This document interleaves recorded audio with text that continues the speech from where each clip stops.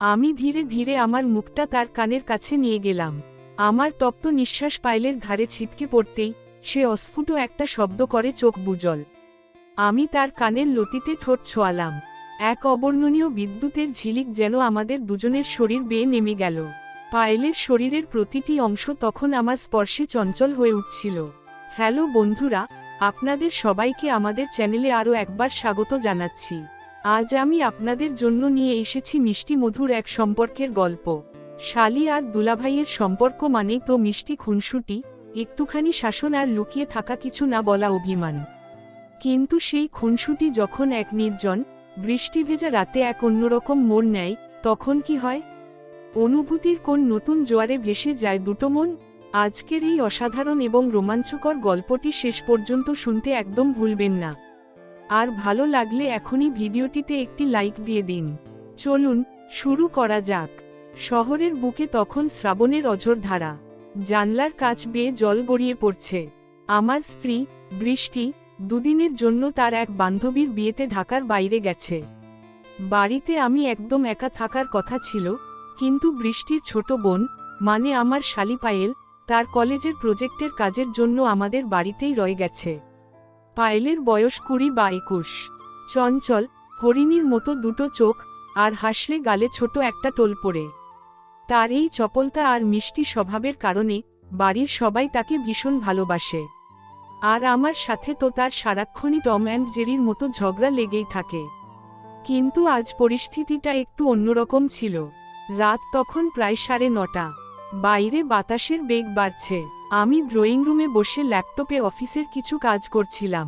হঠাৎই একটা বিকট শব্দে বজ্রপাত হলো, আর সাথে সাথে পুরো বাড়ির বিদ্যুৎ চলে গেল। চারপাশটা ঘুটঘুটে অন্ধকারে ডুবে গেল। অন্ধকার হতেই ভেতর ঘর থেকে একটা হালকা চিৎকার শোনা গেল, দুলাভাই, আপনি কোথায়? আমি ফোনের ফ্ল্যাশলাইটটা জ্বালিয়ে বললাম, ভয় পেও না পায়েল, আমি ড্রয়িং রুমেই আছি। তুমি ওখানে দাঁড়াও, আমি আসছি।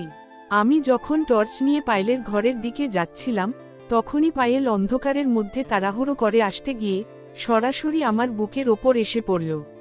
তার নরম সুঠাম শরীরটার আকস্মিক ধাক্কায় আমি কিছুটা পিছিয়ে গেলাম, কিন্তু তাকে পড়ে যাওয়া থেকে বাঁচাতে দুহাতে শক্ত করে জড়িয়ে ধরলাম।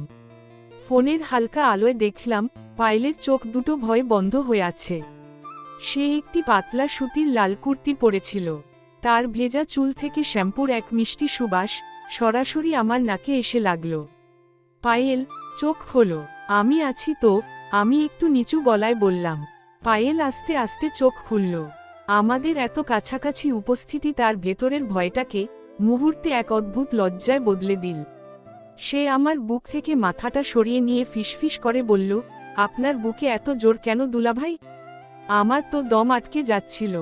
আমি একটু হেসে তার নাকটা টেনে দিয়ে বললাম, ভয় পেয়েছ তুমি, আর দোষ দিচ্ছ আমার বুকের জোরকে?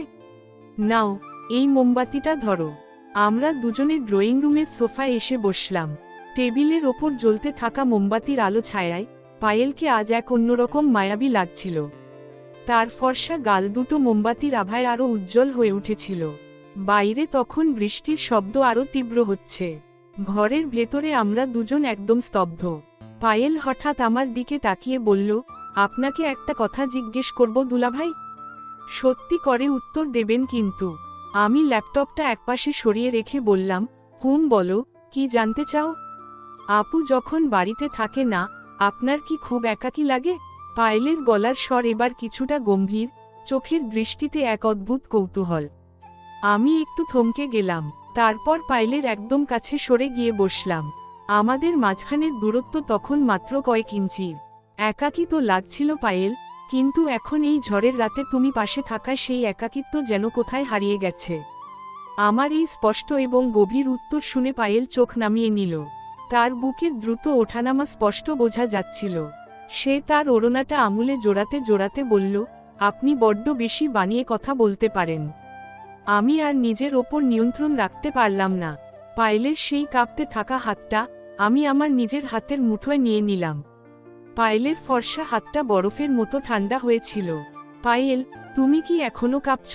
আমি তার মুখের দিকে ঝুঁকে জিজ্ঞেস করলাম। পায়েল কোনো উত্তর দিল না। সে শুধু তার ডাগর ডাগর চোখ দুটো তুলে আমার দিকে তাকালো। সেই চোখে আজ কোনো দুষ্টুমি ছিল না, ছিল এক তীব্র আকাঙ্ক্ষা আর সমর্পণ। মোমবাতির আলোয় তার ঠোঁট দুটো ভিজে গোলাপের পাপড়ির মতো জ্বলজ্বল করছিল। আমি ধীরে ধীরে আমার মুখটা তার কানের কাছে নিয়ে গেলাম।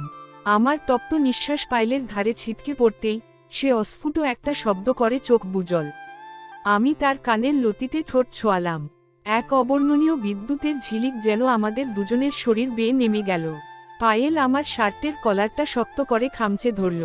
তার এই ইশারা আমাকে আরও সাহসী করে তুলল। আমি তার চিবুকটা আলতো করে ধরে মুখটা উঁচিয়ে ধরলাম এবং আমার ঠোঁট ডুবিয়ে দিলাম তার সেই অধরে। এটি ছিল এক নিষিদ্ধ কিন্তু মধুর অনুভূতি। বৃষ্টির গর্জনের মাঝে ঘরের কোণে দুটো মন সমস্ত সামাজিক গণ্ডি ভুলে একাকার হয়ে গেল। পায়েলের শরীরের প্রতিটি অংশ তখন আমার স্পর্শে চঞ্চল হয়ে উঠছিল।